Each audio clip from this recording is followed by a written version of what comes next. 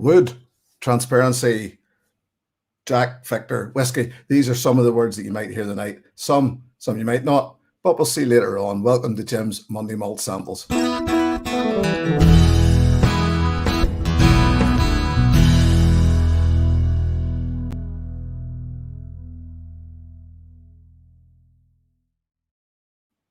Yes, it's good to be back. I hope you can all see and hear me well. I see we've got a few people in already for myself and my guest tonight. Let's get into the chat before we go any further. Menno was in. Menno, obviously, there's some sort of football extravaganza going on at the minute. People are talking about it. Not quite sure what it is. Go Denmark. Don't know what that means. Good evening, Menno. Good evening, Drams and Draws. Tony, good to see you, my friend. Donner Pass Tim is in. Let's see. The chat was going on. Petehead Frank. I'm glad you're in. Before we go any further, actually, I want to mention this. I got a wee delivery from Frank a couple of weeks back, and I haven't actually got around to mention it yet. And I was just waiting for this opportunity. He sent me some very nice Scotch Malt Whisky Society samples, but he also sent me this. Now, it's a honey dipper, okay. And actually, I was just sitting looking at it earlier on and going, it's very similar to a barrel as well. But anyway, it's not the fact that, yes, that this is a honey dipper and it's made out of, and if you don't know, Frank's very handy turning wood and making things out of wood. I've seen some of his work, fantastic. This was made out of an old whiskey cabinet that he'd made himself, but it's not just the fact that it's a honey dipper, it's this. Look at that. A perfectly turned little Glencairn on the end of it, which I think is just a thing of beauty. I can't thank Frank enough for that.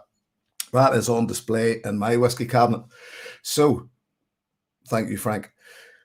Let's see who else we had in here. Arnie Tiger's in, Lee J. Brown's in, Neil Laverty's in, Mark Slinger's in, Des is in. Where were we? Because I actually jumped there. And I think I got everybody at that point. And yes, Mark Slinger, Lee J, I'll get to you later because I'm actually drinking one of your samples tonight. I'm also drinking a sample from PJ McRae, Paul John McRae. So we're having that. Arnie Tiger, yes, I've seen him. Whiskey Pilgrim, good to see you in, buddy. David Owens in, Neil Laverty to see you. Ruben Duff, Billy Boy's in. So there's a good crowd in already. And I'm glad. I'm glad to see so many of you in because it's great to welcome a guest from within the industry. Somebody who, and I think most of you probably already know him, know his face and seen him about. He takes a great part for somebody who's within the industry. From what I can see, takes a great part in the in this group as well, and plays well within the whiskey community. And it's great to see. He is the master blender with Loch Lomond, Glen Scotia, and Little Mill. But more importantly, he's from Northern Ireland. I'd like you to welcome Michael Henry. Michael. Hi, Jim. How are you, my friend? Very good, thanks. Good, I'm glad to hear it. So, yes, you, apart from being from Northern Ireland, of course, you are the master blender with Loch Lomond, Glen Scotia, and what's left of Little Mill. Is there much Little Mill stuff still out there? There's enough to keep us going a few years. So that's all I can say on it. That's all you can say about that. That's all I need to know, but that's good to know.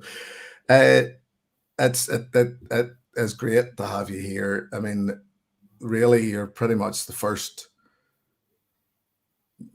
You're the first master blender, certainly from within the Scotch whiskey community, that I've ever had on, and I thank you very, very much for coming on to speak to us. So, I'll say it's good to get a chance to be back home for a change, and so.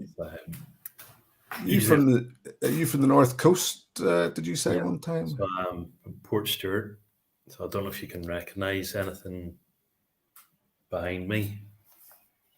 Is But that Portrush actually? Is that that's no? Portrush, Barrie's, Yeah. the school and the cliff in Port Stewart, the rope bridge, causeway, and also that's a wee reminder of home for me when I'm Uh, doing these. Although I'm starting to notice, I noticed it earlier on whenever you come on and spoke at first. Is there a slight hint of the Scottish accent starting to come in there? No, say, well, my wife assures me I'm still pretty much North Antrim. Um, although she does say I don't have an accent, so Hmm. it's pretty soft. But I think we're that close to Scotland. You know, if you stand on the north coast, anywhere around from Port Stewart to Ballycastle, you're looking over Yeah.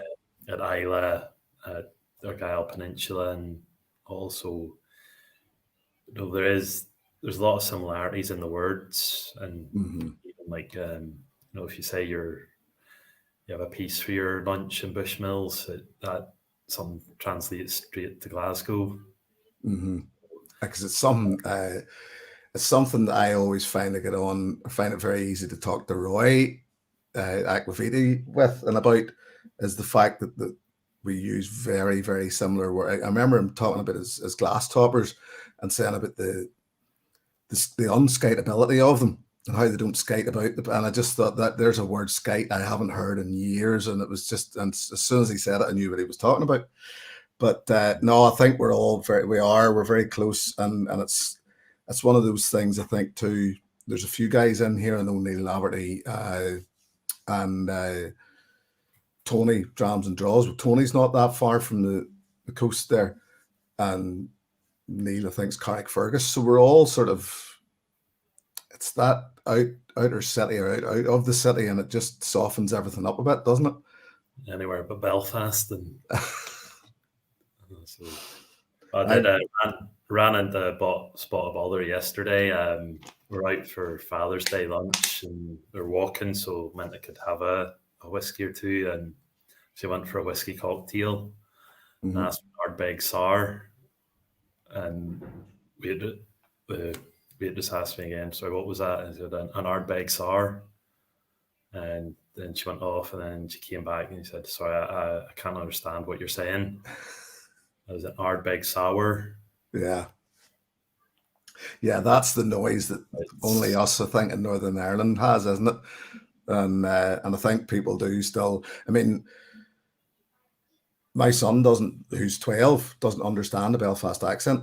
You know, people speak to they understand YouTube, but they don't understand the Belfast accent.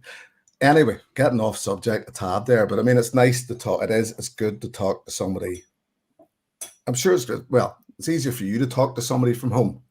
I mean, I'm here anyway. I'd say I've like usually because I do have a softer accent and I do tend to speak more slowly. I'm usually good with like guest visitors at the distillery because Hmm. you know, we have visitors coming from all over the place, and you know a lot of them English isn't their first language, and the likes of you know, our distillery managers from Ayrshire. He's quite a broad Ayrshire accent, and they don't have a chance with him. Hmm. So I speak in a nice kind of soft, easy to understand tone. So it's Yeah, I find it incredible. The people that, and I mean, we know people from all over the world. The world's such a small place, and I find it incredible. And there's so many people in here tonight from all over the world yeah, whose first language obviously isn't English. And it just, I always say, but I find it almost an embarrassment on our behalf that we struggle with other languages, but yet English as a second language to these guys just comes so easy, you know. And I just, but I mean, I don't know. It's just something I was never very good at was other people's languages, but anyway, so there was a few other people. Greg's Whiskey Guy come in. Nice to see you. Indy Ingot come in. I'm sure I've seen other people coming in. Whiskey Straight Allen, another Northern Irishman, Budget Drams, Lee's in. So as I say, it's good to see a few people in. And if anybody has any questions, can you see the chat yourself there, Michael? Yeah, I've pulled up the comments so I can see. So if anybody has any questions, just fire away. Now, the first thing I'm going to do, Whiskey Central, that's a new name to me, actually, I think. Yeah. The first thing I'm going to do. And Whiskey sent that Shayla, so she's been on with Roy a couple of times, and was very good.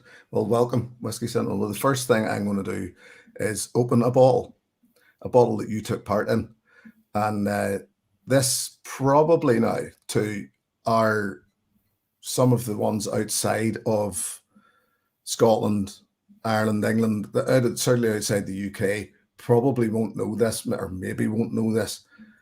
Jack and Victor whiskey.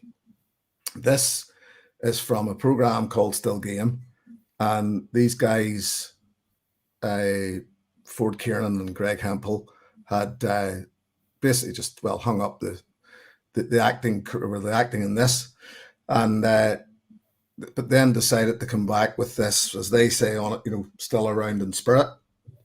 And I haven't actually opened this yet. Now, I see you were the master blender on this, Michael, correct?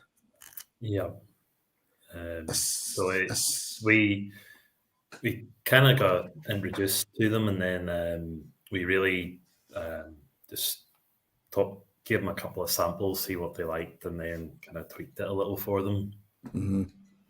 And I mean, you and I were talking last week, and this is what I love about, as you said about Loch Lomond, I suppose in terms that we can understand that it's basically Scotland's answer to, or Midland is Ireland's answer to Loch Lomond, in that it's all singing, all dancing. You can create everything from the ground up, pretty much there. Yeah, I say we were really built for blending, and that goes right back to the 60s. We were built as the current Loch Lomond was built as an expansion of Little Mill Distillery, and it was at that time Little Mill. They just they were using their straight neck pot stills to give them like 3 different flavor styles, of single malt for blending.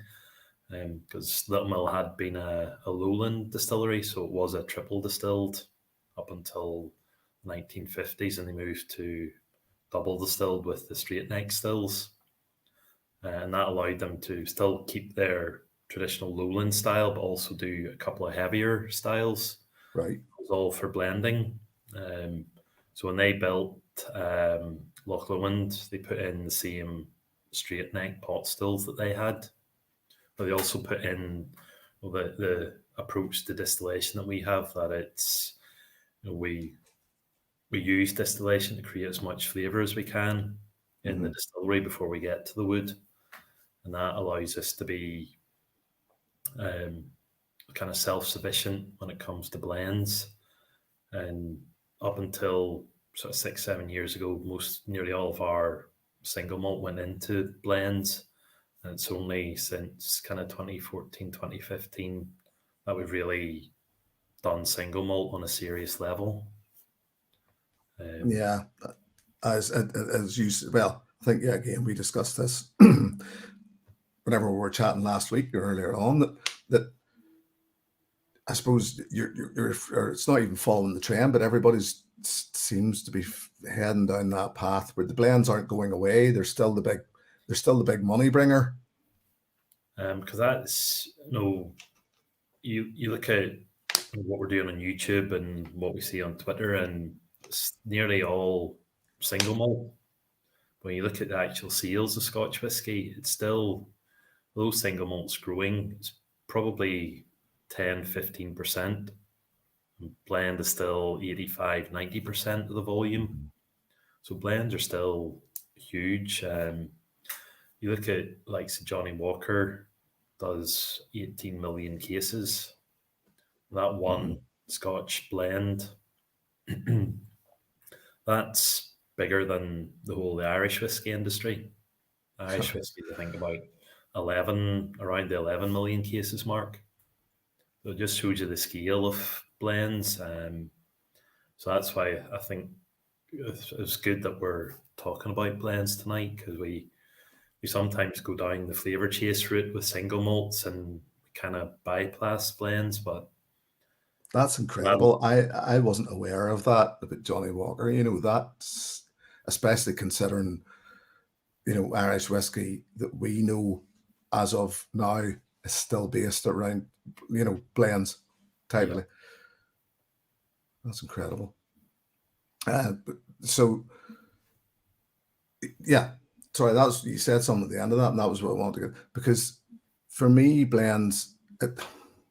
I think within this community, I think what we tend to see is we maybe steer away from the cheaper blends, but I think we're all still very aware that there's nothing wrong with blending per se, as long as it's. But then I don't know, is it the trend that's going with the independent bottler blending, and if you know what I mean? yeah. I think there's some, like you see, like Compass Box doing blends, and um, I think was it the Glasgow artist blend. Yeah, They're kind of going into blending and blended malts, but I think it's still all very small scale. hmm I think for me, kind of on the whiskey journey, I think I'm starting to come back towards blends. And it's just more, was given a couple, as presents. I, I think one of them would have been the Jameson 18. hmm Um, but I've started just to probably appreciate blends more. That sometimes when you look at blends, they tend to be very well put together. Even the big blends. It's like I've a like there are some that kind of 40% quite light in flavor, but um, ones that I have here tonight, like this, the Cutty Sark Prohibition, yeah, lovely blend. um, that's 50%, hmm loads of flavor, and that was £24. Um, the Jameson Black Barrel there, um, like even you come back to Scotch Johnny Walker Black. hmm I think I've done some work with Ian McMillan and on blends, and that was his kind of favorite blend. If he was having a drink himself, he'd have a Johnny Walker Black. hmm Um, so I think there are pretty decent blends out there, and they're not. You don't have to break the Oh bank. no, I totally agree that, and I mean, funny that, and you mentioned a minute ago, the Black Barrel is, to me, is an incredible whiskey for the price. That Cutty Sark's an incredible whiskey for the price. I think certainly if I'm going down that path with blends, I tend to look at the Irish, the Black Bushes, Yeah, which at first I would have, whenever it sort of started my journey and the whiskey journey in earnest, I would have sort of, I wouldn't have, I wouldn't have put them down, but I think I did this thing like an awful lot of other people, where you tend to think that blends are just something cheaper on the market, which don't deserve the same respect maybe as the, but as you said, it's the respect of the person that made it in the first place. They're the person that, and I know Gregoire here from Greg's Whiskey Guide has sent me a lot of older blends and stuff, Irish blends over the years, and it's the subtlety of them which gave me a new view on blends, and it's, I just think that sometimes with all we're looking for is power. We're just looking for more strength. We're looking for, real body of flavor, something to lift the head of you, and you forget it's the subtle flavors that makes whiskey too. because I think when you're on your single malt journey, a lot of times we go for those big flavors, and we start start going down like sherried whiskies and looking for the biggest sherry hit, and then go on to peat and we look for the biggest peat hit. But then as you become more experienced, your palate becomes better at picking out the flavors, and I think you're more experienced and in a better place to appreciate blends and look for those like softer flavors. I think a lot of times you go through the sherry and the peated whiskies, and then you come back to bourbon, like bourbon matured. It's that softer wood that allows that distillery character to come through, and then that allows you to taste so much more when you go between distilleries, like what makes them individual. But then also means when you're tasting a blend that's not as big a character, your palate's in a better place to pick out the softer flavors in it, and more intricate and more subtle, and you get a better understanding of the overall flavor that's there. Yeah, I think that again, that was something that, as I said to you when we were talking last week, that I appreciate about Loch Lomond is the fact that there's not just a never-ending list of finished whiskies. That, you said it yourself, that there's like one in the collection, and it's more aimed toward spirit. Keep the casks simple. Let the spirit and the age speak for itself. That's something with Loch Lomond. We've our history's kind of tied to blends, and as a result of that, we've this great setup in terms of the stills we have, the techniques we have, and the flavor that we can create in the distillery. So it's I think it's about kind of how we present that to people now. We have this great opportunity to kind of show people what distillery character can be without relying on wood. So with Loch Lomond, the way I kind of talk about it is, in Scotland and Ireland, we've been making whiskey for kind of 600-700 years, and although it probably started in Ireland, we were the first to write it down. I assure you, like I was just talking before, you stand on the north coast of Ireland, you look across, you're 10 miles from Argyll, you see Islay and a lot of the Isles. Even the likes of, there's so much like with movement with people, like from that time, and so much trade. Like if distilling was happening in Ireland, it was happening in Scotland. So that, although we understand the science of it more, we know how to make whiskey, and we know how to shape the spirit and get the flavors we want out of it. So I think just with Loch Lomond, it's been a great opportunity to kind of show that. Yeah. I think, and that was, sorry. I think just with, we're forgetting that single malt's relatively young in whiskey terms, and it's been introduced to people with using wood to explain it and age, and I think whiskey drinkers, we've years of understanding wood and years of being talked to about wood. So we're much better placed to understand the cask influence.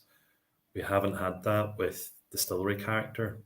It's starting to come through more now, but it's kind of a harder job. But I think the reward there is worth it. What if we can get people talking about yeast, still shapes, cut points, get that understanding up, then it means that we can all understand and appreciate whiskey more. Oh yeah, definitely. I mean, it's something that I'm learning all the time, and it's something that I think a lot of us, certainly early in our journey, forget about. Is the starting process, is the beer, is the malt, is the it's not just all about the cask. Yet again, Gregoire, I remember saying it and making a video about it one time, but there's almost too much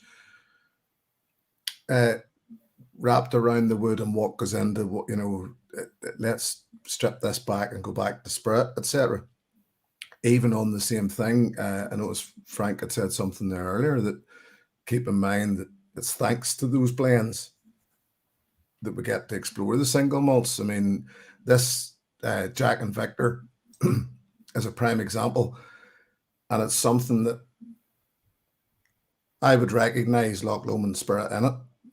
It's something that you learn through drinking that single malt, or if you want to go the other way, you learn from drinking the blend to going back to a single malt and stripping that blend down to its individual parts. And there's just, it's a much, much bigger world, that whiskey world, than I think some of us take into account. I think even with blends, it's sometimes, you can go down, you try and recognize the spirit character there, but there's also, it's a bit like no age statement whiskies. You can just approach it from the flavor and just sit back and enjoy the flavor, and there's kind of less expectation on the blend, but and it allows you, like, it's a different experience for your sense of taste and how you like to drink. And back to, I mean, you're saying about non-age statement whiskies, something certainly, well, Glen Scotia nearly, I would say, but certainly Glen Scotia and Loch Lomond have had, and it's something that I found, maybe it's just a personal thing. Now, I noticed Donner past Tim saying earlier on that the Glen Scotia spirit seems to have a very, and I don't know can't remember what way he put it, but it's almost telltale to me. There's something about the Glen Scotia spirit. Greg here has said about the double cask, and what it is about, why I was saying about this telltale thing. For me, I find the double cask almost that's the distiller's cut, the open special, and not that they're the same, but I could certainly find similar traits in both those whiskies. There will be similar traits with, I think, just coming into Glen Scotia 15, that'll be similar to Loch Lomond. That's kind of from about 2000 onwards, we started working with our yeast at Loch Lomond, and picked out specific yeast strains for the different shapes of pot still we have, and we lengthened the fermentation time, standardized it at a minimum 4 days. Probably about 2005, we did the same exercise at Glen Scotia. Right. So because we'll kind of have a saying in the distillery that you need good beer to make good whiskey. So we started that work at Loch Lomond first, looking at the mashing side, getting our worts really clear, looking at the yeast, finding the best yeast for us to use, and then working out how best to treat that yeast. So we went through that with Loch Lomond first, and then we did a similar exercise with Glen Scotia. Glen Scotia also kind of looked at cut points as well, because whenever you kind of work on creating flavor in the fermentations, you then have to kind of tweak your distillation to make sure you're capturing it. So we went through those kind of two exercises at both distilleries, and it really gives this kind of deeper fruit character that you'll be able to see on both distilleries, and then kind of pair that up with the American oak maturation. We use more refill American oak with Loch Lomond. It's a lighter spirit. just with the straight neck pot stills. With Glen Scotia, the stills are pretty small, so you get a very kind of oily, fuller bodied spirit. So we use first fill bourbon with Glen Scotia. So there are similar elements to the two distilleries. Mm-hmm. When it comes to the actual bottled expressions, the distillery character in both is very different. Mm-hmm. It's what we always wanted to be there. So that's even with, probably more so with Glen Scotia, any finishing we do, it's always, it never kind of swamps the distillery character. The distillery is always there. You can always recognize it as Glen Scotia. So from that way, there are similarities between the two distilleries. I would imagine. I mean, obviously, it's the last thing you want is, I mean, they're two different distilleries. They're two different beasts. So the last thing you want is for everything to just taste the same coming out of them. And I actually love the fact that there's a certain trait that you could sort of put a pen in and say, right, well, yeah, I get that, but everything else is different. Because as I say, you wouldn't want, if they were both the same, I'm sure it's a waste of time and money on everybody's behalf, I say particularly with Glen Scotia, that with it being in Campbelltown, there is a definite kind of influence of the location on the spirit. There's a definite kind of salinity. There's both the history side of it and the physical impact. And the history side, you can see probably the concentration of distilleries in Campbelltown. They're all high number, but because there's so many of them, they never really got to be huge distilleries. So they all had kind of quite similar still shapes and will produce this really full-bodied, kind of oily mouthfeel spirit. I think that's still, when you taste Glen Scotia, Springbank, Kilkerran, you get that kind of full-bodied, really thick spirit. The Campbelltown funk.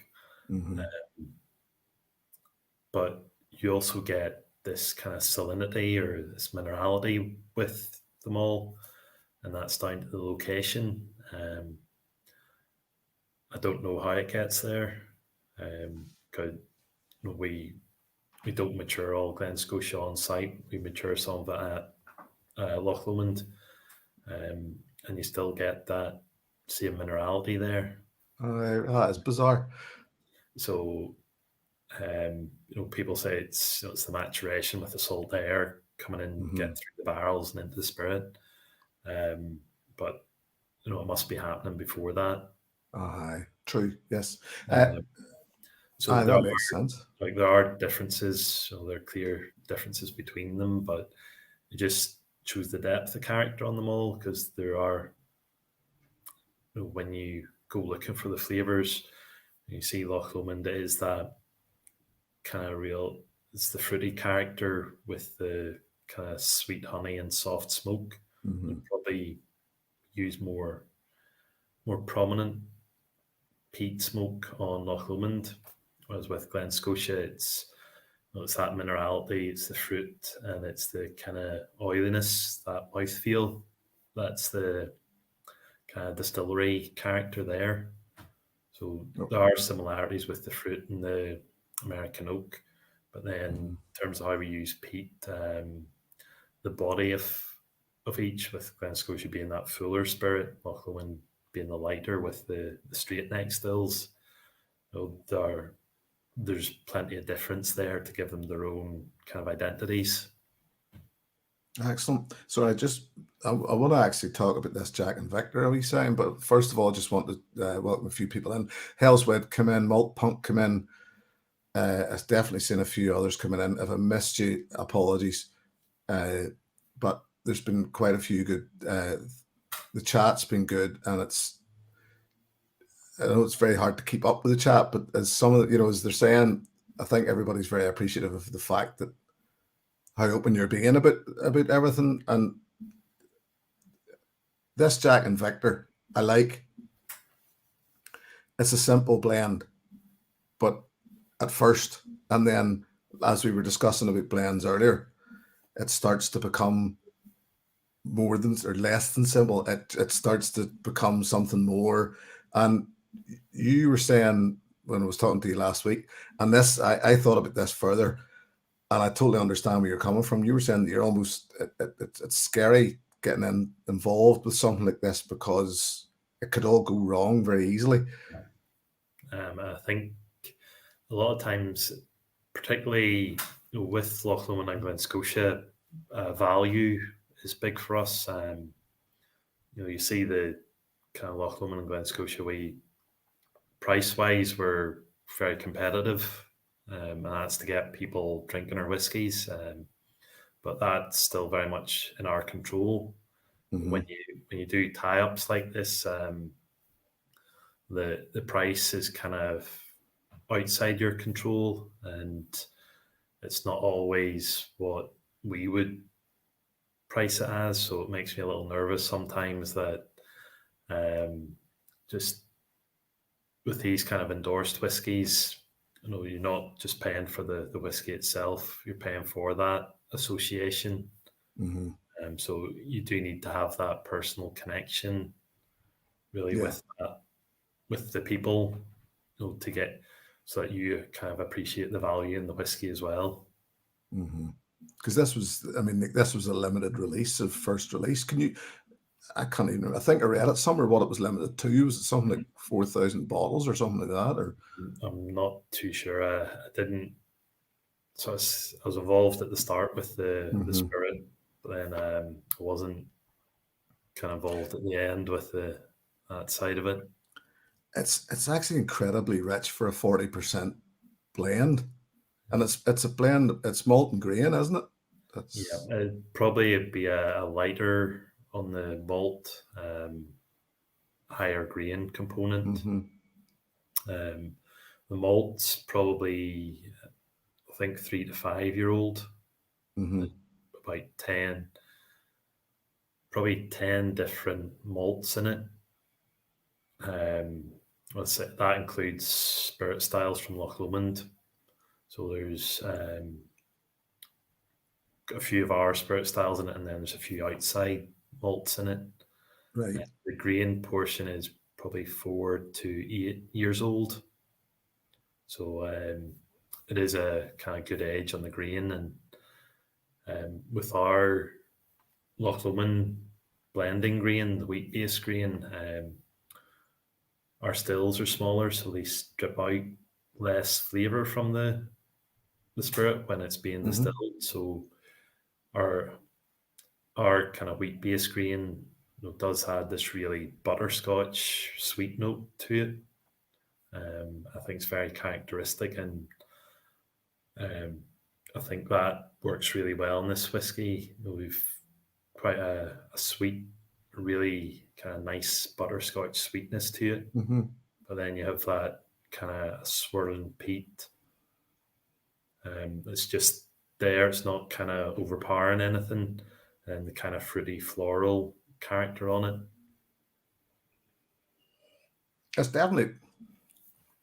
It's an awful lot richer than a lot of the blends. Now, this ain't a cheap blend, but yet again, this is one that, as you said earlier, it's sort of outside of your reach as such. At the end of the day, it's Loch Lomond whiskey, but because it's got the Jack and Victor name on it, they're technically putting the price on it. They're putting their brand, etc., on it. But it's very nice. I'm not just saying that because you're here. It's actually very nice. Sorry, right. Because I did notice this, and I know you and I discussed this as a question from Menno. Having the playground of Loch Lomond at your disposal, already allowing for many options regarding distilling, does that help to be given leeway to try and experiment with yeast and mash bills, etc.? Yes and no. No, I'll say the no part first. That, as I was saying, most of our history we've been associated with blends, and it's only the last kind of 5-6 years we've really gone into single malts. Mhm. So although we're like the distillery's over 50 years old, our name isn't really well known. We're almost starting. We almost started from scratch in 2014, and in terms of getting Loch Lomond name out there and getting it recognised.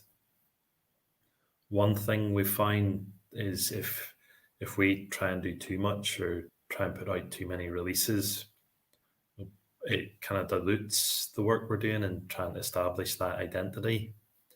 And that's something that we need to be very careful about. Um,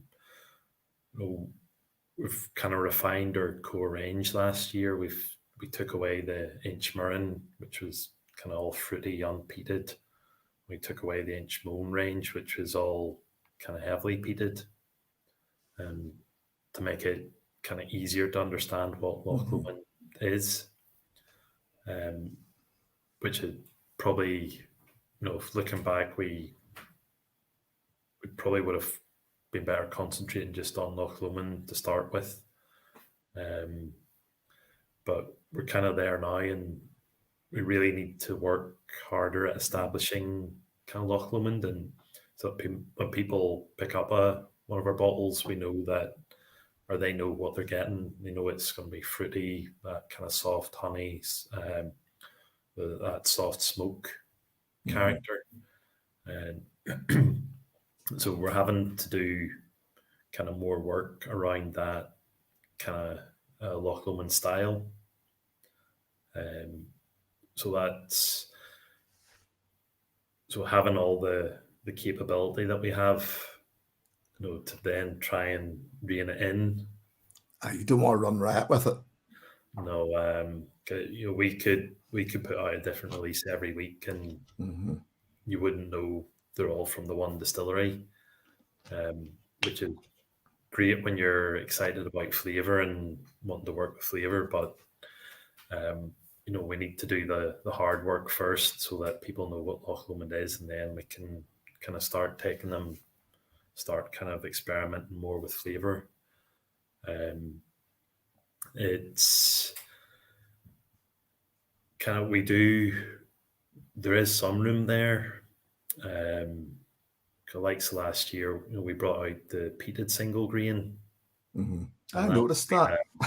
that's been a great expression for us. Mhm.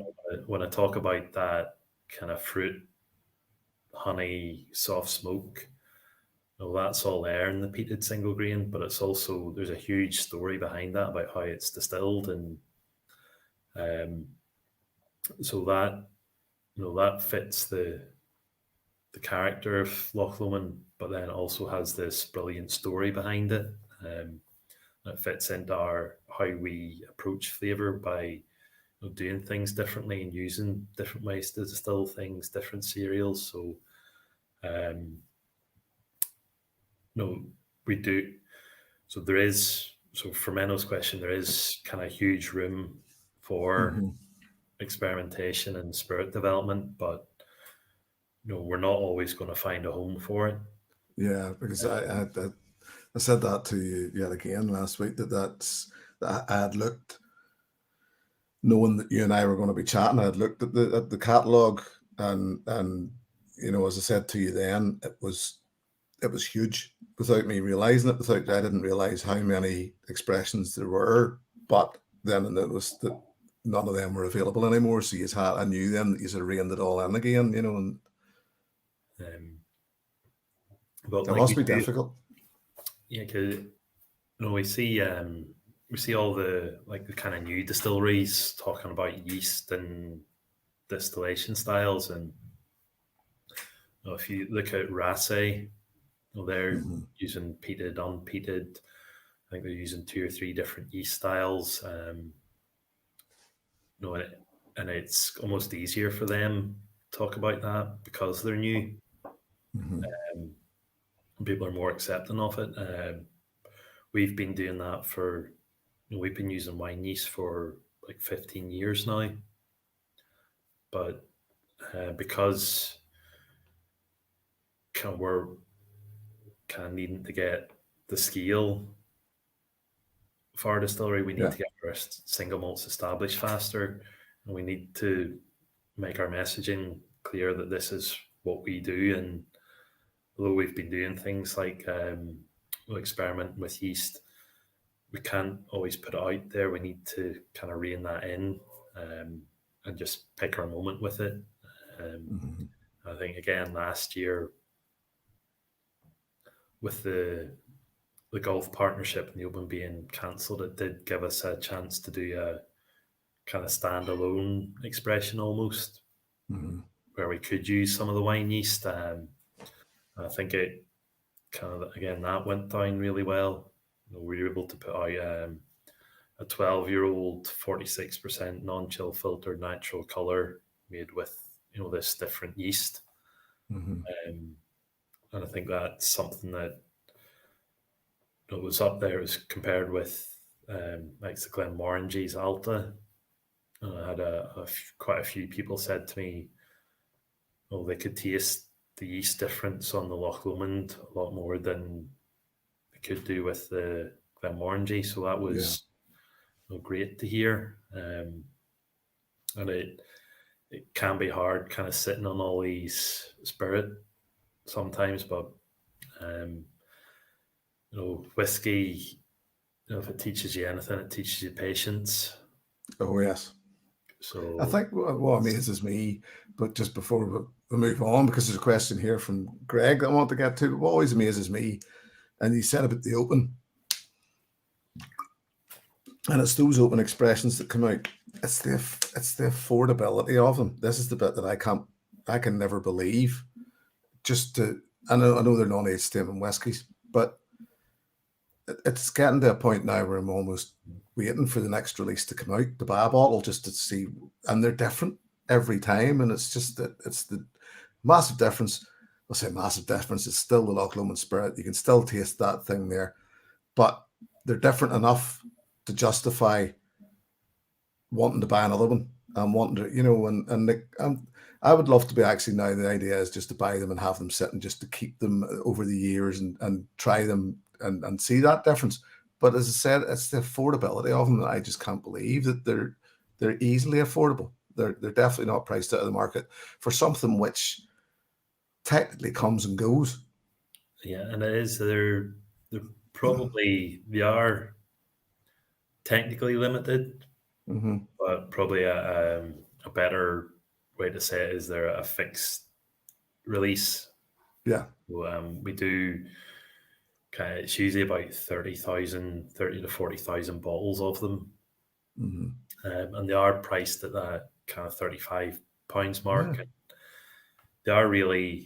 They're priced so that you can drink them yourselves, or they're good for gifting. And when you're at the course, and the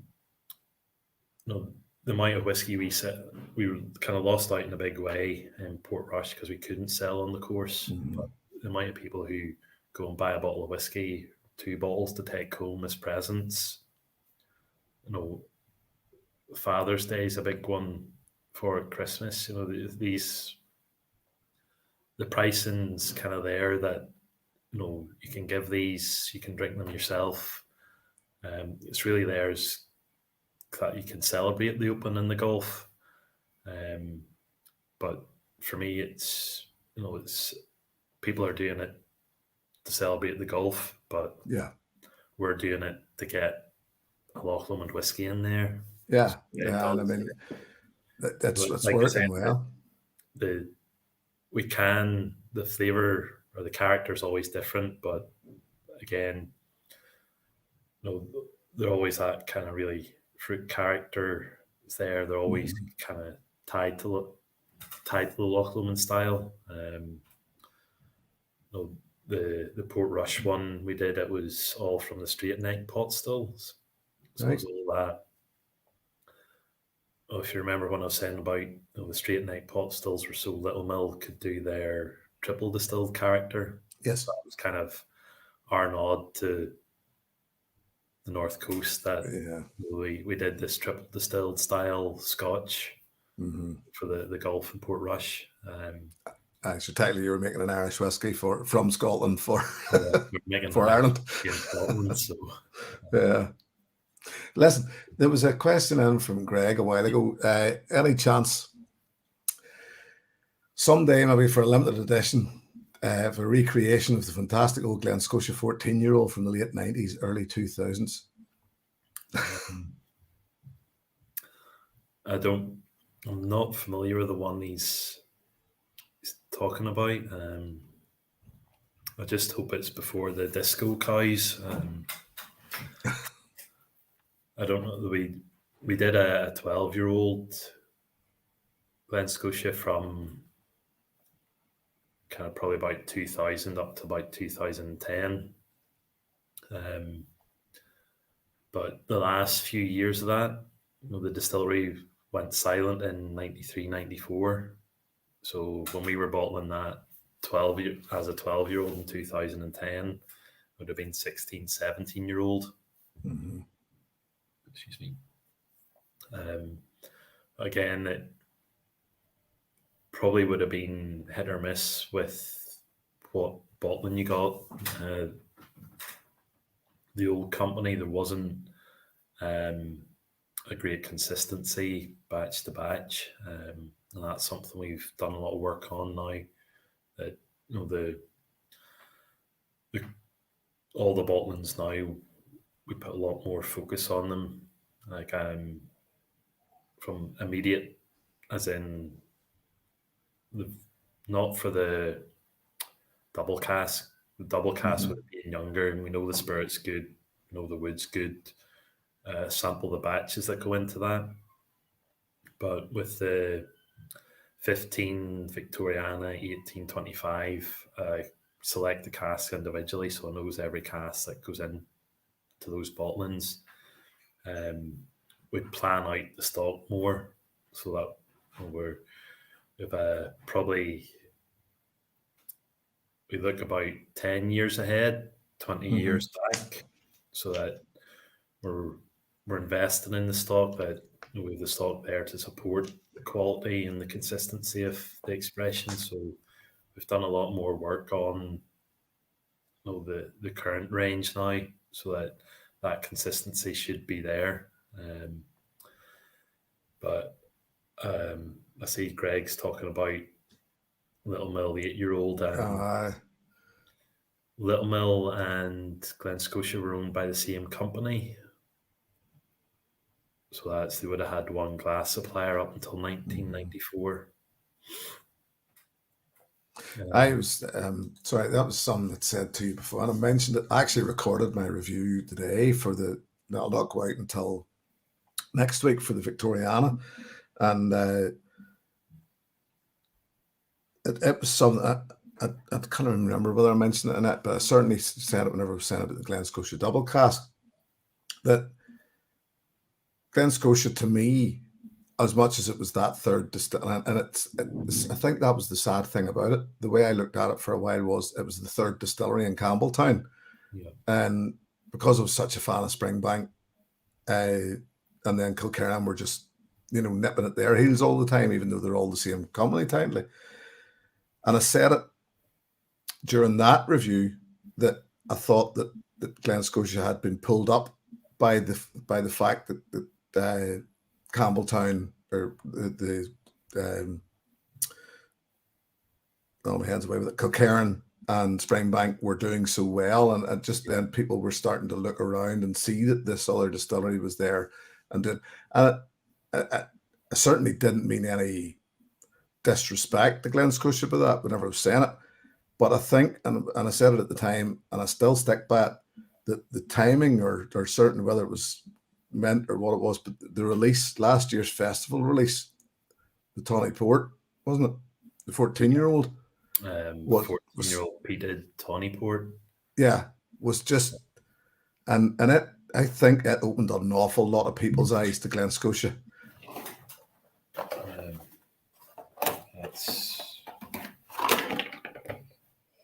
That's the one. That's it there. That is the one, and it was just, to me, it was such a stunning whiskey. It just, It was I was introduced to it during the Somerton Festival, and to me, it just blew every other whiskey that was in that mix out of the park. There wasn't one that came close. And then when I started reading comments on it, pretty much everybody was saying the same thing, and I'm not sure whether that was what it was, whether that was I don't know. Obviously, I mean, there was going to be a festival release anyway for that year, and that's what it was going to be. You had already earmarked that one, but I think it certainly didn't do Glen Scotia any harm, that release. Yeah, and I think you're right in what you say, that we have benefited from being the third distillery in Campbelltown. We have people are seeing Springbank and Kilcairn and looking to see what else is there. But that's the positive side of that. Mm-hmm. The kind of other side of that is that if you're in those two whiskies, Springbank and Kilcairn, it's like you're in a three-way with Liverpool and Man United. Yeah. If you're not top performing against those two distilleries, you get found out. So I think in a way it is good that we are there with them, but we do get that kind of halo effect from them. But if our whiskies aren't up to scratch, we'll get found out quickly, because like say everyone here, nobody here will tolerate poor quality. Yeah. They'll try us once and walk away. So we need the quality that's there to kind of support that. So having Springbank and Kilcairn there gives a foot in the door. We need the quality in Glen Scotia to stay there. Yeah, and I don't think anybody here is going to doubt that. And this is what I think I said it whenever I was reviewing the Victoriana today, that's why sort of it's the old adage, go to Campbelltown I'm going to change it to that, go to Campbelltown for the Springbank and Kilcairn, stay for the Glen Scotia, because the quality is there. And I think it's hooked everybody then to realise that there's more to Campbelltown than just Springbank and Glenguide. No, sorry, there's a few others. Just before we move on, I just noticed Vin PF jumped in there. I seen Lee J. Brown is still here too, and I know you and I are just sipping away at something tonight, and I'm actually, Nick Gascoigne's just in. I'm sipping away at a sample of Blair Athol 12-year-old Flora and Fauna from Lee J. Brown, and it's very pleasant. I've never actually had. This is the first Blair Athol I've had, and I'm hoping to visit it within the coming weeks, because I'm coming over that way. I think Blair Athol's Pitlochry, isn't it? So the idea is we'll be heading up through. We're for Inverness for a week. So we'll be heading up through Pitlochry, but I want to go back rather than stopping, because it's such a long journey from Cairnryan to up there. It's about a 5-hour drive. So the idea is that once we get up there, then I'll come back down and try and do Editor. And if Editor is open, I'm not even sure. It's currently, I think, still closed. I saw somebody else visited Pitlochry a week or two ago, and I think it was only Blair Athol was open. Yeah. What about yourselves? Is Loch Lomond open to tourists again? We don't have a visitor centre. Oh, right. And that's where there's two reasons for that. It's really with the grain distillery, and we have the grain distillery, and we've quite a relatively large malt distillery. We're about 3 million on the malt. Excuse me. 2 million single grain from malted barley, and up to, we usually sit around anywhere between sort of 10 to 15 million litres of grain, and we mature a lot of that on site. So we've 300,000 casks on site, and we look at that as 300,000 casks of whiskey, the health and safety executive looking at 48,000 tons of flammable liquid. So we come under what's called COMA, so control major accident hazards. It just means that we have to be really tight on visitor control and fire safety, which means it's not ideal for having visitors there or having a visitor centre. The second thing is the physical layout of the distillery. It was a busy site. There's lots of forklift movements, lots of lorry movements on site, and it's really hard to get a clear kind of segregated pathway for visitors through. So we're able to take like small groups round. We'll have like groups of 10 people from bars or went for kind of training and distributor training. But that's about as big as we can get. And that's really limited to once a day at the end of the day when there's not a lot happening. What about YouTubers and their family? I know. So you need to have an in there. You need to know something. I jest.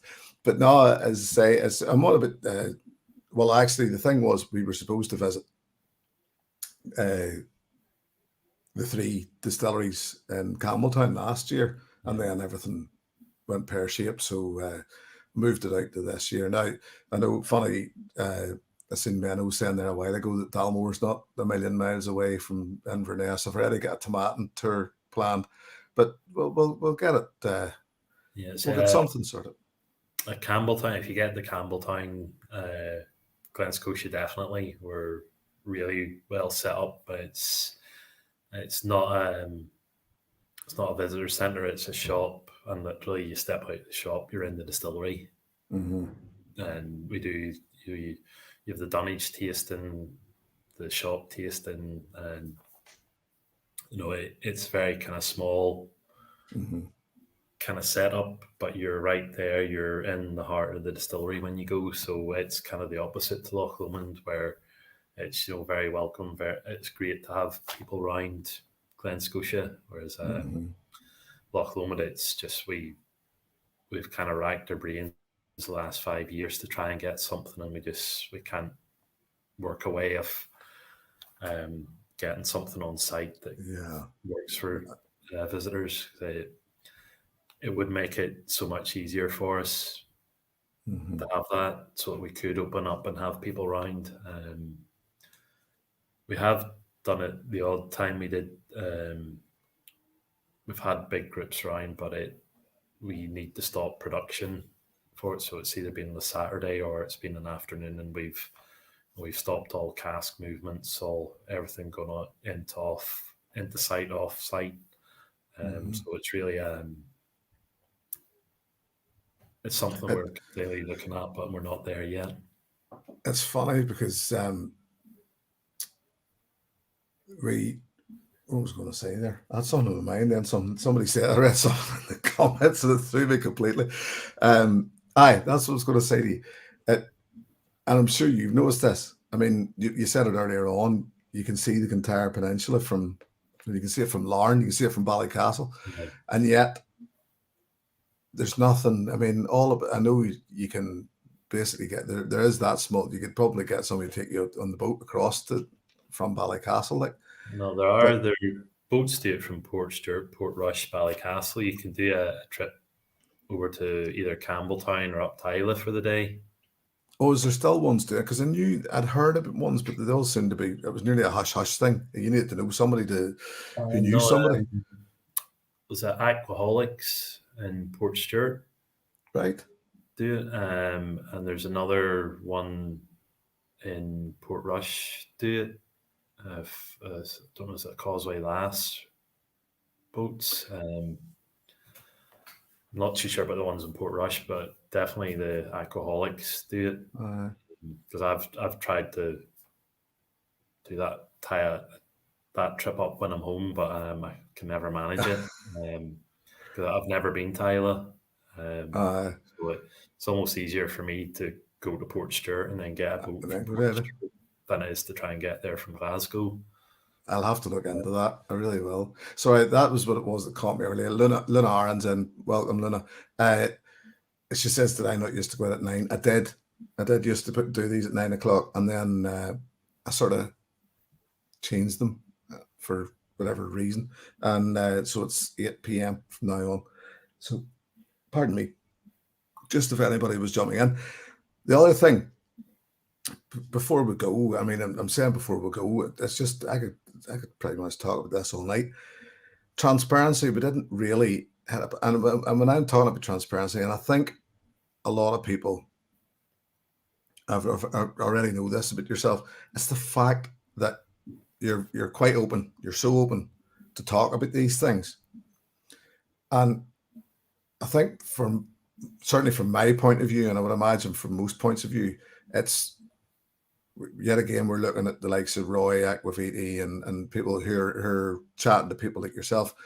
There's not many as open to tell us about what goes on and what's going into bottles and whatnot. And the reason why you and I sort of got chatting initially was you offered up information about the Glen Scotia double cask. Yeah.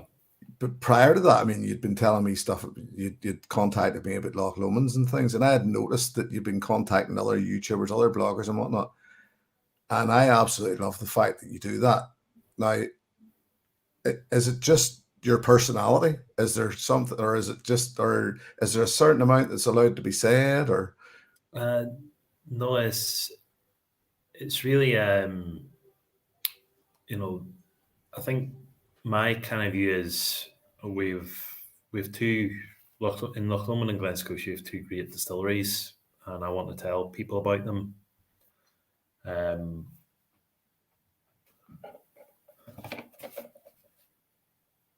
That's how much 2 paragraphs is what I can tell you on a bottle.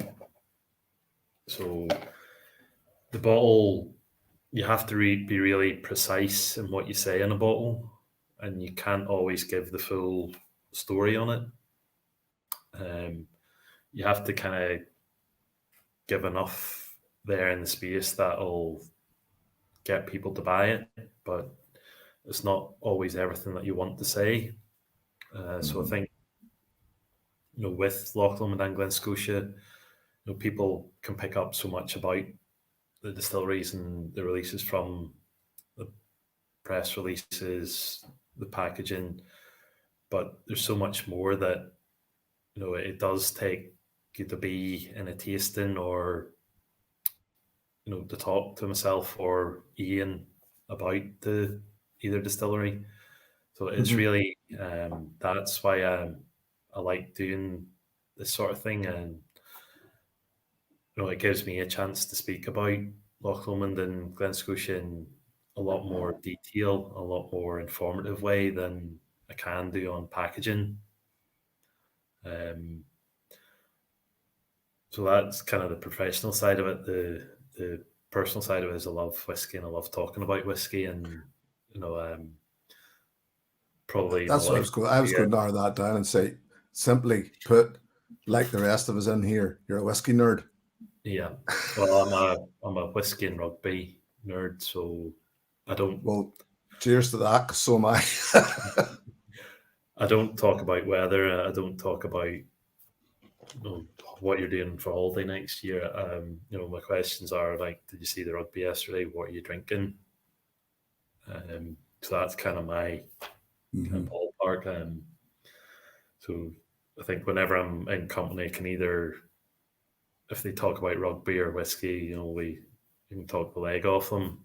But if they're not talking about football, it's like what you were saying. What's that thing on TV yesterday?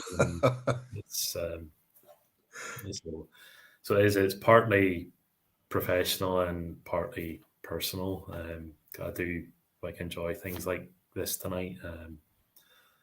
I kind of, part of the reason I got into whiskey was kind of whiskey was always there when I was growing up. There's always a bottle of a Bush in the house, the white label. and I just always associated that with, with my dad and my grand always will sit at the kitchen table with a bottle and just chatting and laughing away. And when my parents had friends around when we were young, whiskey was always there, and it was always joking and carrying on, and always good times. And that kind of built me up with an association with just whiskey is what it can bring. Was it Barrie Chandler and Stories and Sips, the Yes, yeah. podcast? He introduces it. Irish whiskey, it's the catalyst for conversation. Mm-hmm. And it's just that whiskey's that enabler for whether you're relaxing, whether you're celebrating. That it's a real enabler for social interactions and just very kind of positive experiences. Mm-hmm. So that's kind of why I get into whiskey and why I'm kind of enjoy it so much. There was a great history there. There's a great taste experience there, but the best thing about whiskey is that sharing it and those interactions with people.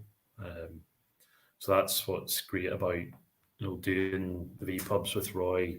Sort of people messaging me on Twitter about this Loch Lomond, that Glen Scotia kind of chats we're having tonight, and so it's tonight. I've finished my Cutty Sart Prohibition. I'm now on to my Talisker, and I have a Kilkerran poured next. So I'm not even drinking Loch Lomond or Glen Scotia tonight. So. Yeah, well, and I love that, and that's funny because I know you and I discussed this about what we're, and it would have been easy to pull out Glen Scotia and Loch Lomond and talk about them as we drink them. We could do that, but the idea still, as I said to you, behind this was sort of, I was trying to get samples drank, and I've moved on to Torravig, which in your neighbourhood, a Sky no age statement, which I quite like that Talisker Sky. I don't think there's a damn thing wrong with it. No, so that's again, I like Talisker in that I'm not too bothered about caramel, but chill filtration, I do prefer 46%. Or not filtered, I do taste that difference, and that you get that with Talisker. I did read up about it today, and I do see it as worm tubs and good amount of American oak on this, but I've been drinking this for a while now, and we talked about no age statements and needing to know everything about a whiskey, and it's I didn't know those things about it when I started drinking it, but I just I really enjoyed the flavour on it, and that's what kind of no age statements allow you to do. There's kind of less less expectation on the whiskey and more about just the flavour allows you to kind of make an appreciation on that. When you mentioned it earlier, I mentioned it, as I say, I recorded my Victoriana review today, and I said it in it that there is, for anybody out there who doesn't understand the reason why you don't put an age statement on something, it's because you said it to me last week. Immediately, you put it in a price range by having that age limit on it, by saying if it has that age on it and doesn't tick other boxes, then it's very, very much within a price range because you can't price yourself out of the market on it. So if you leave that age statement off it, but just make a good quality whiskey, and what's went into it, and what boxes it ticks. And the Victoriana is a prime example. You told me openly what sort of aged whiskies were in that, but it's 46% non-chill filtered, no color added, and absolute quality whiskey. I'm giving away my review here already by saying this, but I just age statements don't mean the same to me as I know they do to an awful lot of people. And I'm not taking away from anybody who I mean, if it does mean something to them, that's entirely up to them. You know, we're all different, just. And to me, if it's good whiskey, it's good whiskey. It doesn't matter whether there's an age on it or not. Yeah, I If the think price is right. I'm kind of very much the same, that same approach. You know, I'm drinking a Talisker tonight. Another of my kind of favourite or go-to whiskies are Beg Corryvreckan. And I don't know what goes into that, but just I know it's a great whiskey. And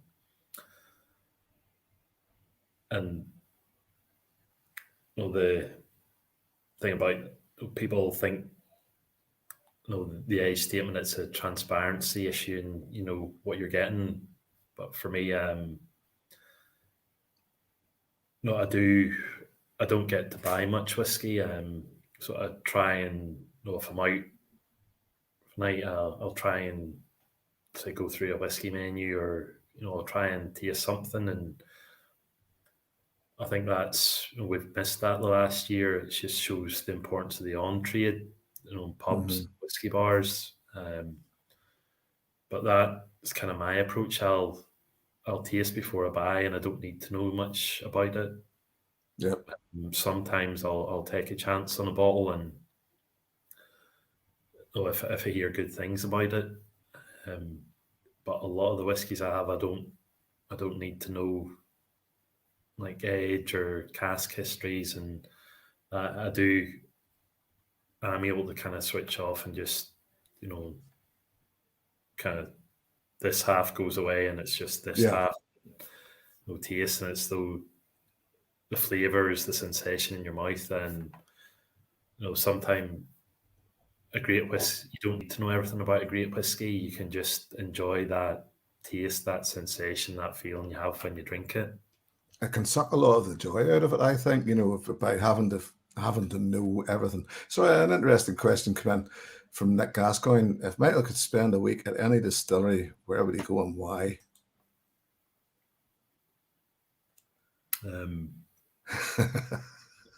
No, I think it'd be Middleton. Right. Probably, I'd say there's Middleton, and there's maybe a couple others for different reasons. But Middleton, just because of again, it's like Loch Lomond, but it's Loch Lomond with Irish pot still. Mm-hmm. And Irish, they do different versions of pot still, with like light, modern, traditional. And so from the distilling side, there's the kind of main distillery that does all that. You have the micro distillery there that does all the work for the Method and Madness. Yeah. And then you have their whiskey stocks, and their whiskey stocks go back to, I think they have some of the old Bow Street Jamesons and the old Powers. So I just love to get, probably equal times in the distillery with all that kind of new make going on, and in the warehouses with kind of the other end of the scale. I actually feel sometimes turncoat's not the right answer, because Bushmills is technically it's our distillery sort of thing, isn't it? It was always that, that's the good Northern Ireland distillery. There's not a bad whiskey, as far as I can tell, comes out of Middleton, and particularly when you get into that pot still range, the stuff that they are doing down there. And you were explaining, their stuff better, certainly better than I do, because you know the process better than I do, obviously. But it's what goes into those pot stills and the variation that they can get, and even through, as you said, that Method and Madness stuff. I mean, even the grain that they're making, Method and Madness, and everything. To me, that they're another one of these. They're a bit like yourselves, in that just, it's that everything threads gold the whole way through it. Yeah. But that's there are a couple of others. I think kind of my flavour hook at the minute is pot still. Mm-hmm. I think kind of Blackwater have done some great stuff on pot still, but I think Bland Distillery, they've just Mm-hmm. done a project with Finan, what's Finan O'Connor, is it? The kind of whiskey historian. Mm-hmm. They recreated all Oh these yes, yes, I know who you mean now. Yes. mash bills. I have it Mm-hmm. here. Yeah, it is Finan O'Connor. Yeah. They've just done a project at Bland Distillery where they've distilled all these historic Irish mash bills.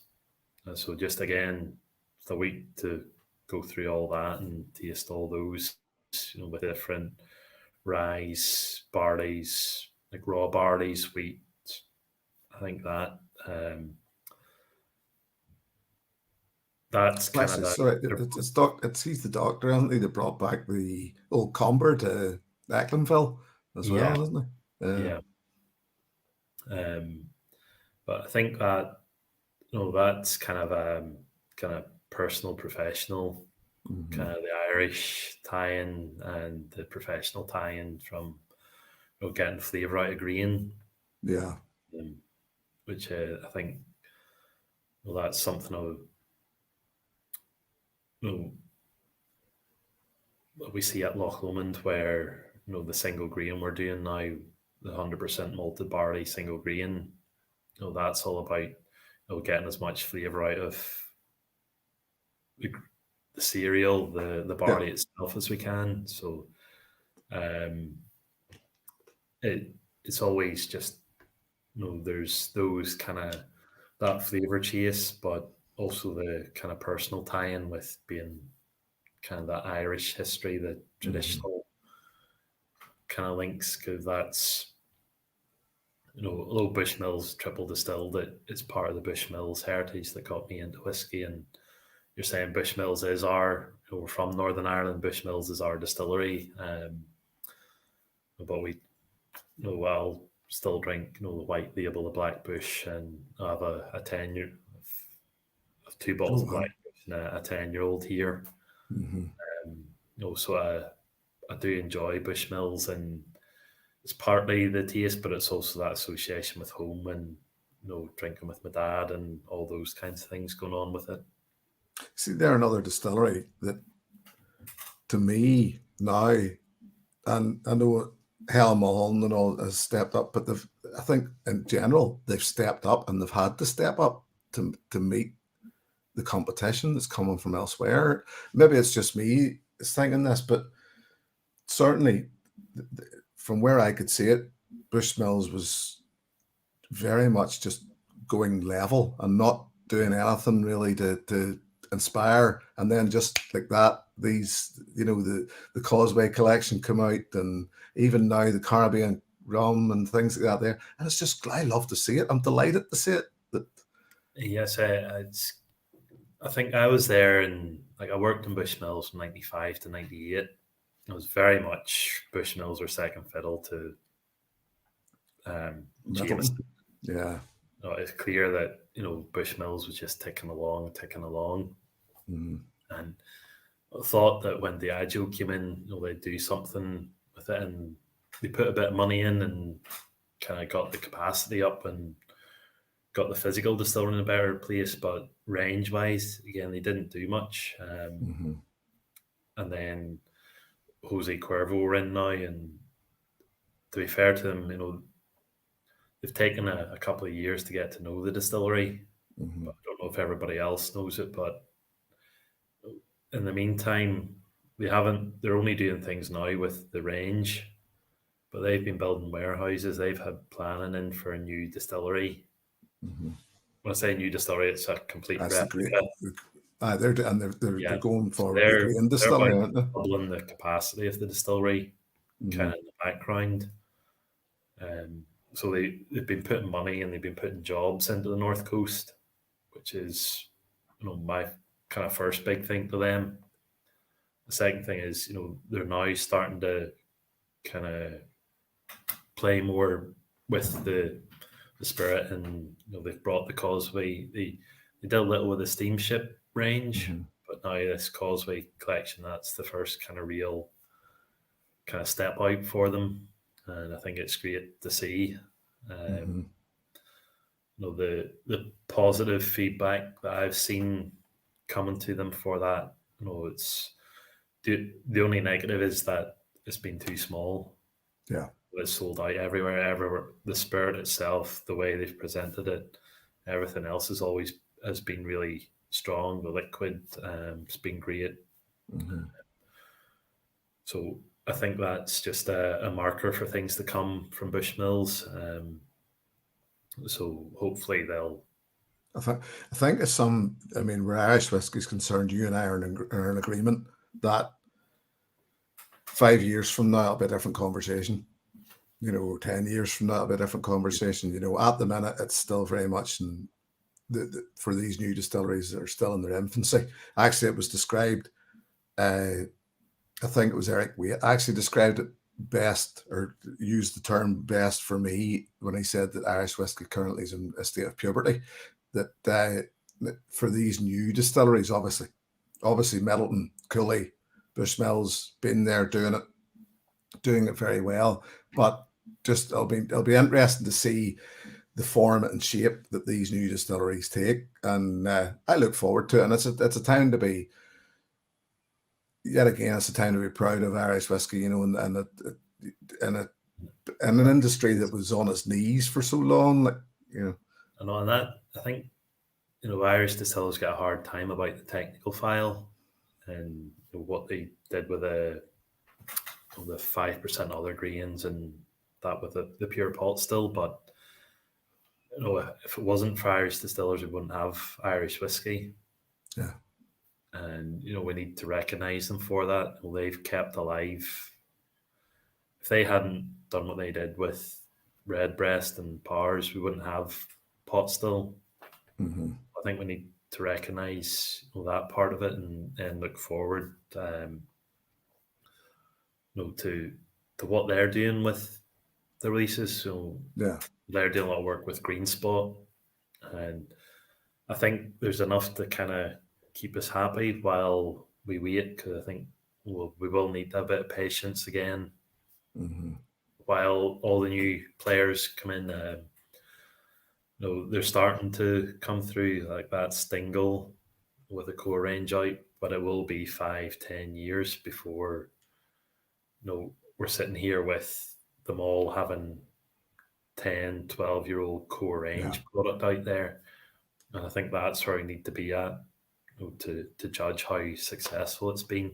Yeah, definitely. I mean, you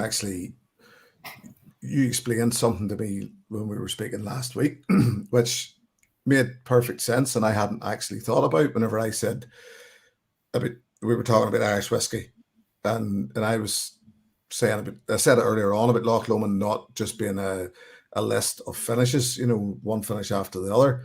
And it said about like the new Irish distillers.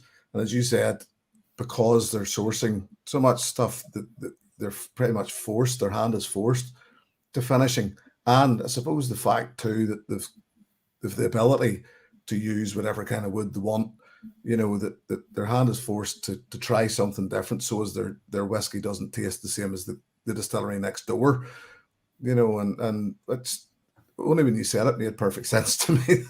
I say they're kind of playing the cards they've been dealt, but it is there are at the moment there are those kind of three main distilleries in Ireland, and that the source whiskey is coming from those distilleries, just presented in a different way. So some people are doing that better than others, but it will be that 5-10 years time before we get a really true feeling of where we're at. Because like I say,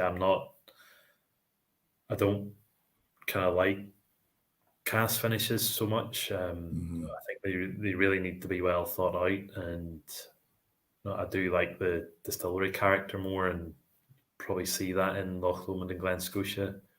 But when I'm drinking myself, I don't go straight to sherried whiskies, or I do kind of go more for the American oak matured, so that I do taste the distillery. Mm-hmm. Um, No, that's so funny because I'd said that to you.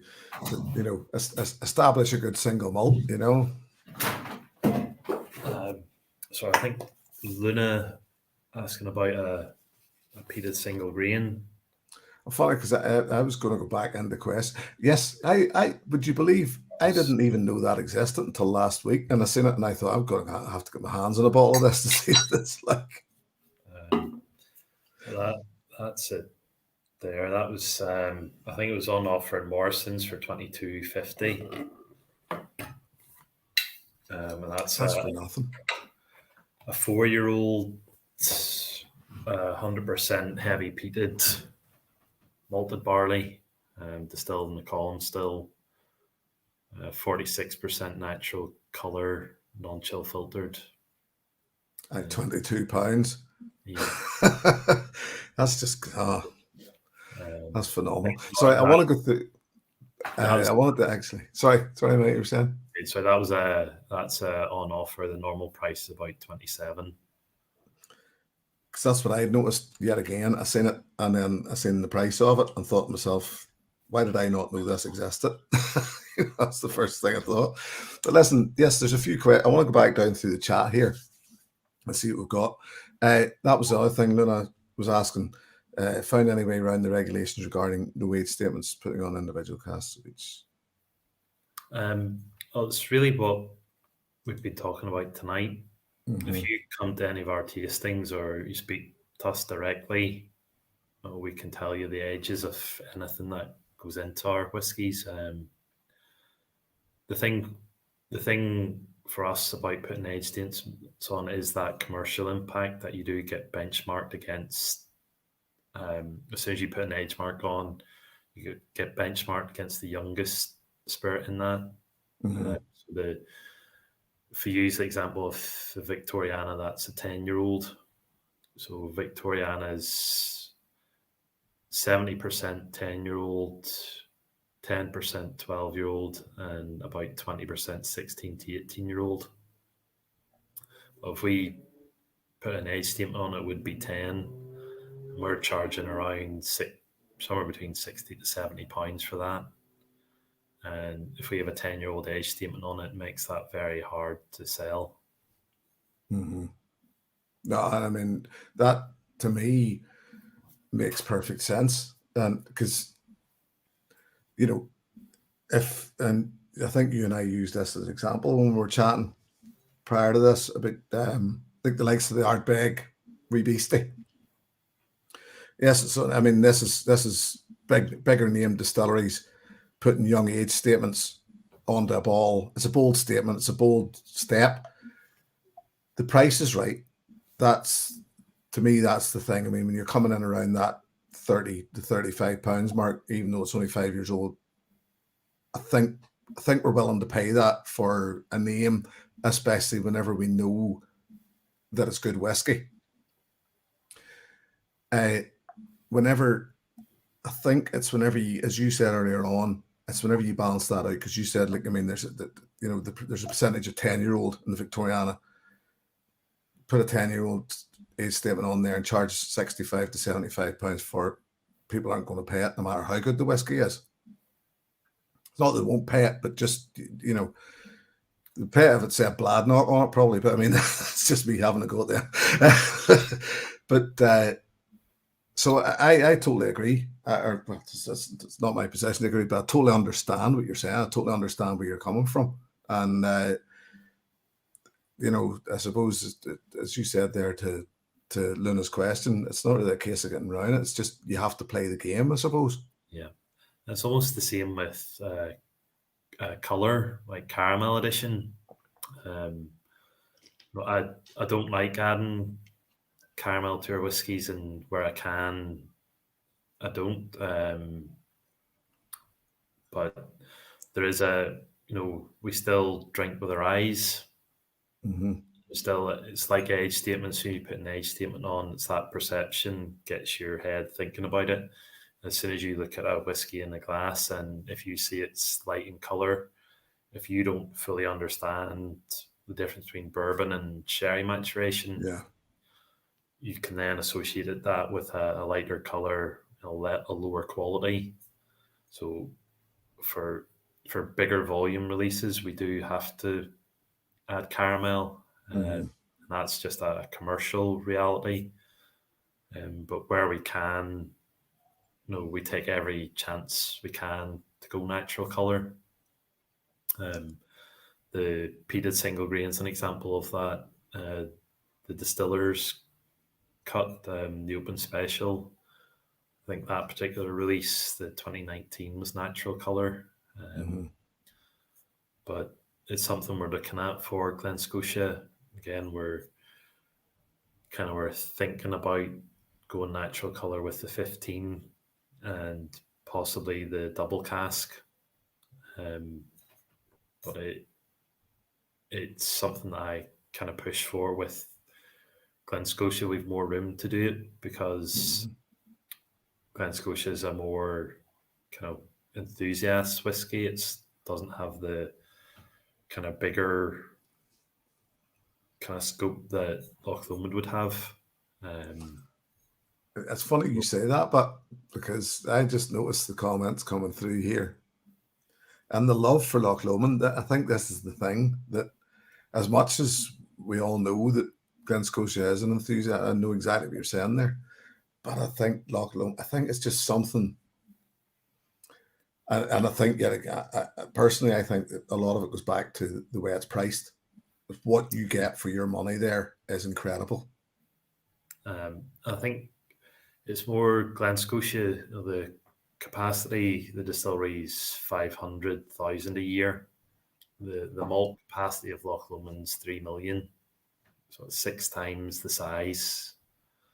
And when we think about Loch Lomond, the special releases are good to have, but it's the kind of entry level malts that they pay the mortgage and that for us. So we're kind of we can't go down the kind of natural color, non-chill filtered route all the time with them. We do it as much as we can. But we do need to have a commercial edge with them. Mm-hmm. But at the same time, we are conscious of that, and every release we start with 46% and then say, can we do it? Do we need to go down? We don't have a blanket rule that everything's 40 and then say, can we go up the way? It does start 46 and back down. Yeah, no, true. Right, I'm going to take a look back through the chat here before we go, because there's, as I say, people are just firing questions all evening. That's great. There was some, so Michael stated on, and let's just fire this up. Folks, what would that mean?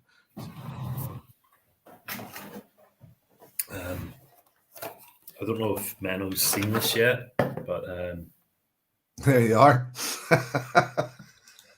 That pretty much covers that one. So again, edge statement, 46%. But we've used a finish with this. So we've gone with, I was saying we don't use finishes very much with Loch Lomond, and the 14-year-old, we'd done some work with new oak, new French oak. And I don't know if many people are familiar with French oak, but there's huge regionality with French oak. You have different forests in France, like Tronçais, Vosges, Limousin, Allier, Moselle. The growing conditions for the oak are different in each of the forests. So when you use that wood for casks, it gives you a different flavour. So we did some work with Limousin, Vosges, and Moselle. Vosges and Moselle were very similar to American oak, quite sort of vanilla led. but the Limousine oak was this really kind of refined spice character, like lots of aniseed, clove. I would say a clove rock Mm-hmm. type, back to Sheila's on the prom in Port Stewart, buying Mm-hmm. the sweets by the quarter pound. But it gave this really kind of refined spice character. So I've actually pushed for that finish, and kind of we've been able to use the Limousine oak for the 14-year-old. So it is,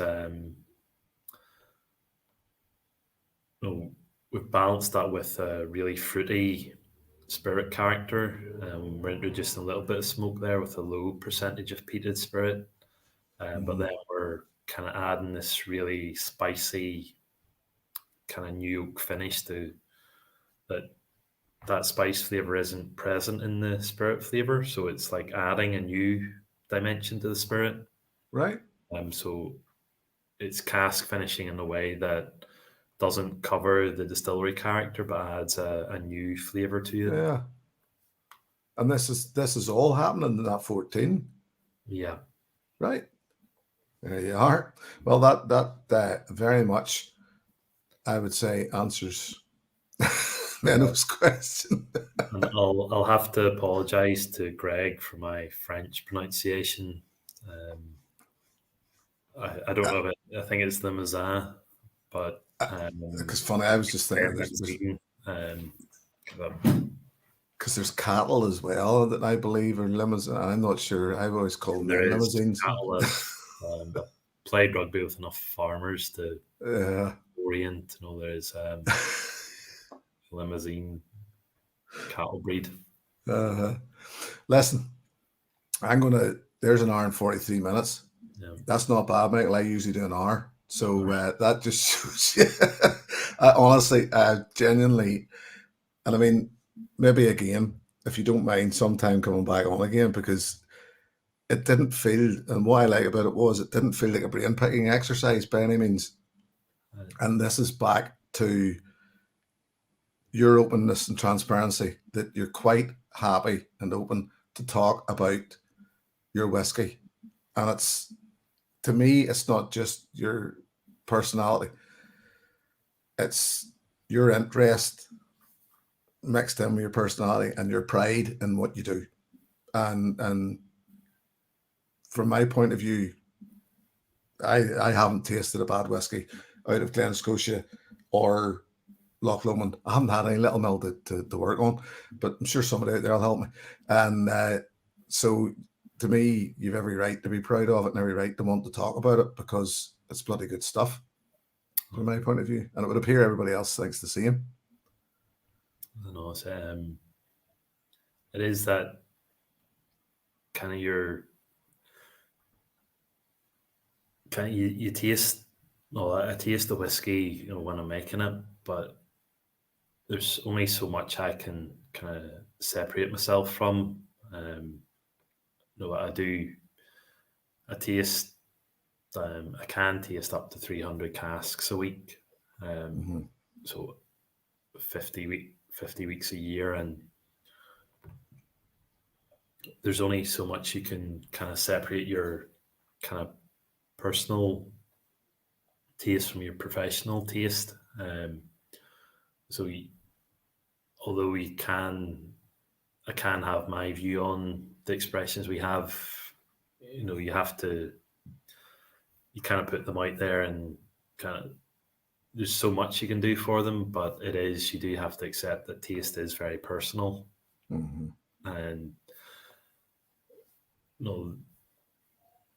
the feedback we get is, it's better than we could have hoped for on the whiskies that we have out. So it is just that we hope we can keep delivering on them. I would say but the thing is with whiskey, we talk about good beer to make good whiskey, or good beer to make good spirit. And, if you have good spirit, good wood, then my job's easy. It's just kind of bringing it together at the end. So we are doing a lot of work on that. So we are kind of doing the best we can for kind of 5-10 years time. So hopefully what people are tasting, that will continue. Yeah. No, well, happy days. I hope so. I do hope so. And listen, if you don't mind hanging about in the background, and I'll have a quick chat to you whenever we're finished. But listen, Michael, genuinely, mate, can't thank you enough for coming in and talking about everything. Because I mean, I think we covered an awful lot there tonight. Well, I'm back in Campbelltown. I'm on to. Oh, you couldn't go wrong with that. Well, before I do cut off, I have to say where I've got that from. Go ahead. I tried every independent I could think of near Glasgow in Scotland, and they're all sold out. I actually got that in Fairleys in Coleraine. Can't go wrong with Fairleys. Delivered to my house, or delivered to my mum and dad's the next day. So I had a tense 2-month wait to get home to taste it in case my dad opened it. Because funny, I keep talking about the 12-year-old being fairly readily available, but it seems to be that it's going the other way again, and everybody's just. It's a conversation for another time, and I don't want to get into it at the minute, but I did say, and there'll be those who out in here that already know this, that this week's review, I reviewed the 16-year-old this week, Kilkerran 16-year-old, and in it, which will be out in the review that will be out on Wednesday, I said that I think the 12-year-old is Kilkerran's sweet spot. But as I say, that's a conversation. I have an 8-year-old, and I think it's too hot. Mm-hmm. The 12-year-old is just a cracking dram. Yeah, and even as I said about I feel the 16-year-old feels younger than 16. It doesn't feel like a 16-year-old, and it doesn't work. It doesn't work as well as the 12-year-old, in my opinion. And but as I say, that's a conversation for another time, and that'll give away my review. I don't want to do that too early. So, Michael, we'll wrap this up and let these people go to bed, and then you and I can have a brief chat. Listen, as I said, can't thank you enough. Everybody else seems to be saying the same thing. There's people come in. I missed Andrew Mainprice was in Hell's Wed. I don't think I've seen the whiskey friend Alan was in. So there's people coming and going. It was great to see. And as I always say, whenever I have a guest in, they're here to see you, not me, because they know what I'm like anyway.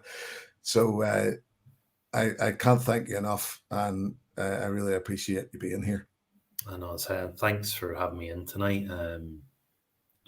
It's been great to kind of come home even online.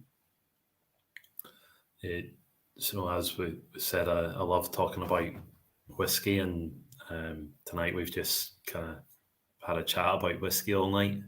And shared a couple of drams, and that's a great kind of evening for me. It's great to taste good whiskey, and it's great to talk about it. So I'd like to thank yourself for asking me on tonight, and thank you for coming in. A good thing is that I recognise a lot of the names there. So it's great that there is this community that comes together around whiskey, and we can sit and talk and definitely kind of share knowledge about whiskey, share experiences about whiskey, and so it's just it's a nice way to be in an evening. So I say thank you for having me in tonight. Oh, you're very welcome, buddy. And I think whenever you get two of us in here, I always said it with whiskey straight ale. And most of the people that ever have been a guest, it's just like two people sitting in a bar chatting. That's the atmosphere that we're going for, and it's never really a specific subject to focus on. Very rarely a specific subject to focus on. Just start blethering, and if you can blether, sure, you can keep a night going all night. Michael, stay there. I'll be with you in a minute, mate. Cheers. Good night, everyone. Yes, can't thank Michael enough for that. That was a pleasure indeed. It really was. It's just I like talking whiskey, as you know. You guys like talking whiskey, and but I think it meant that wee bit more, certainly to me tonight, to be able to speak or to talk about whiskey from somebody from within inside the machine. Just for a change, I love having guests on from all areas of the whiskey community just to talk about anything. Next time Michael's in here, we'll talk about rugby. Who cares? Just whatever. It's just a chat. But just to have somebody from within the machine to talk about whiskey, and when you can pick somebody's, well, as I said, it wasn't a brain picking exercise because you don't have to. Because Michael's obviously more than willing to just offer up that information 9 out of 10 times without us even having to ask. So listen, I'll be back sometime in July. I was going to say if not before that. I can't honestly see me being back before that, but I'll be back sometime in July. If anybody, if PJ McCrae, Paul, if you're watching this afterward, the Tour of Aig, very, very nice. This is my first go at the Tour of Aig. I know an awful lot of you chased that ball, got that ball. Lee J. Brown, the Blair Athol. I know you logged out earlier, Lee J. And Blair Athol, that 12-year-old Flora Fauna, very, very nice. Yeah, Tour of Aig, nice. Young, but nice. Coffee.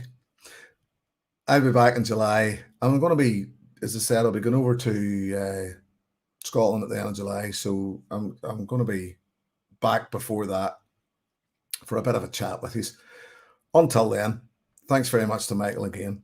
Thank you very much to you lot for joining in. As always, it's great to have you here. I really can't thank you enough for joining in. I'll see you soon. Look after yourselves until then. Here's to your good health. Cheers.